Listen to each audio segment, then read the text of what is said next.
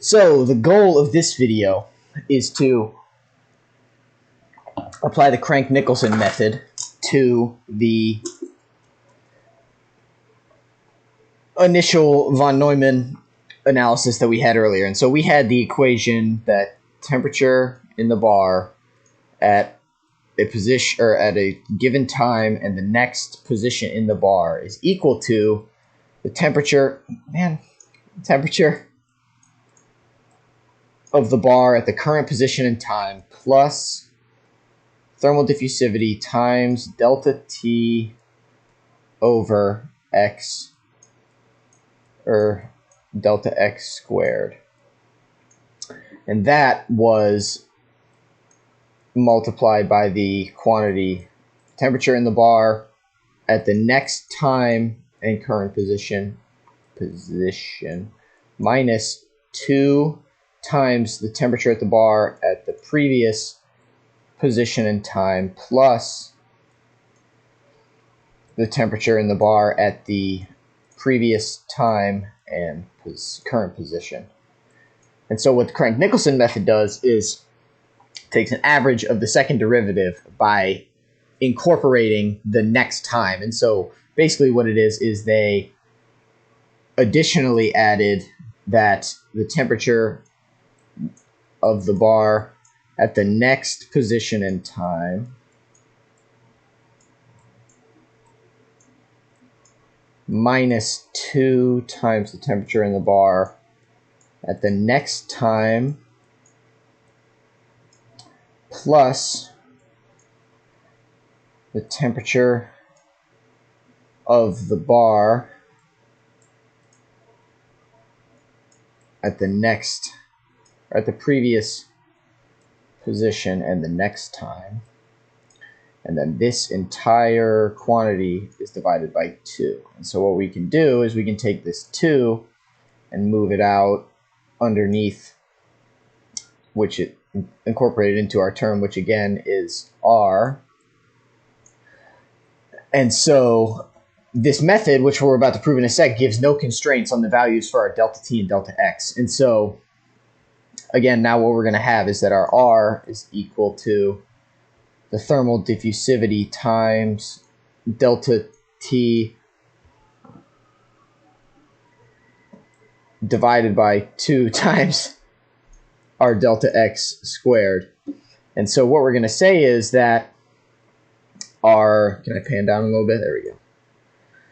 We're going to have that negative R times the temperature in the bar at the next position and time, whoops, that's plus 1, not plus R, plus 1 plus 2R times the temperature in the bar at the current time and next position minus R times the temperature in the bar at our previous time and next position is equal to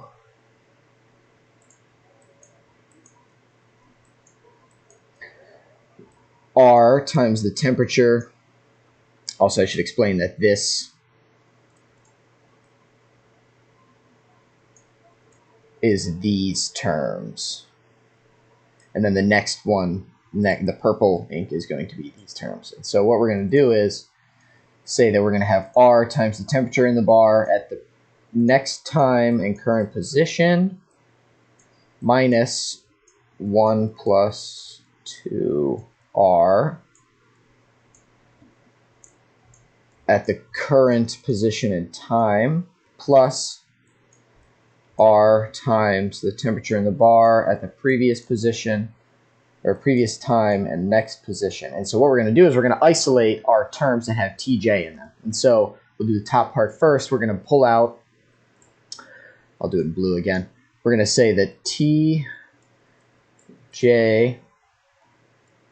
at the time at the temperature and position, or temperature at current time and next position, is going to be negative R times e to the I k delta x, again we wrote that out in, I believe, the first or second video, what Tj is equal to, plus 1 plus 2r minus r e to the negative I k delta x.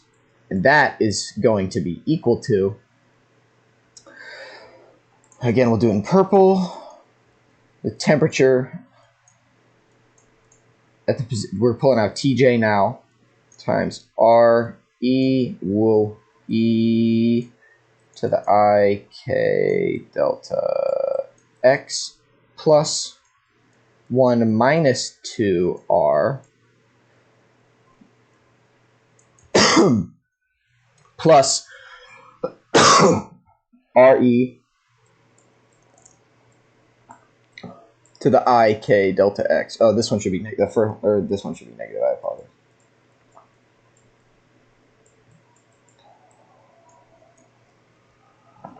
And so, rewriting, we can say that the temperature of the bar at the current time and next position is equal to temperature at the given time divided by, or not divided by, multiplied by, we'll do the top in blue, or we'll do the purple, because this part's going to be in the numerator and this part's going to be in the denominator. But we're going to say that this is 2r cosine k delta x plus 1 minus 2r divided by 1 plus 2r minus 2r cosine k delta x. I feel like Khan Academy, but significantly worse. And so if we test, it's now the goal is just test for r values, and so we can say, okay, temperature position next, or time next position is equal to temperature times the time, 1 minus 2r times 1 minus cosine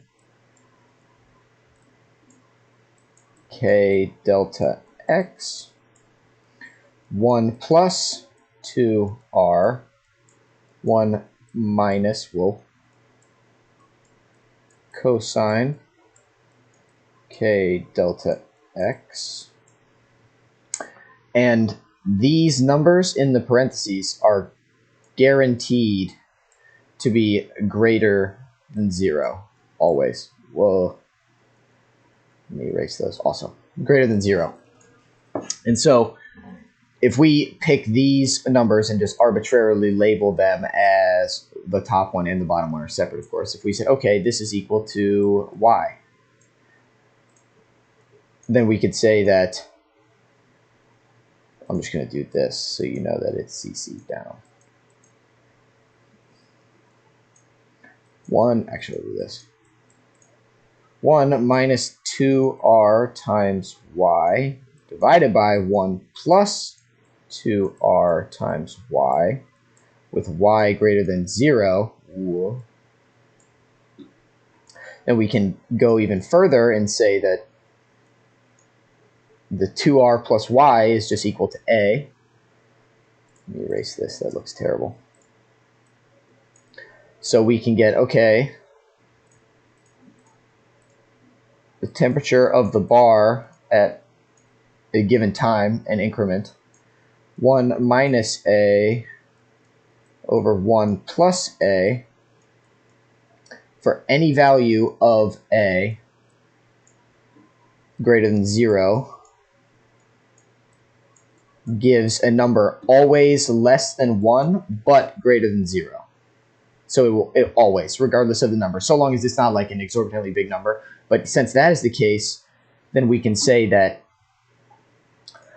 that's the eraser, where's my draw button? We can say that with R, am I written? Okay, R of thermal diffusivity, whoops, delta T over delta X squared since this is the case, then this is always going to be greater than 0 and less than 1, which is what we wanted, and this is what we proved again with the Crank-Nicholson method, that regardless of values of delta t and delta x, it is always stable.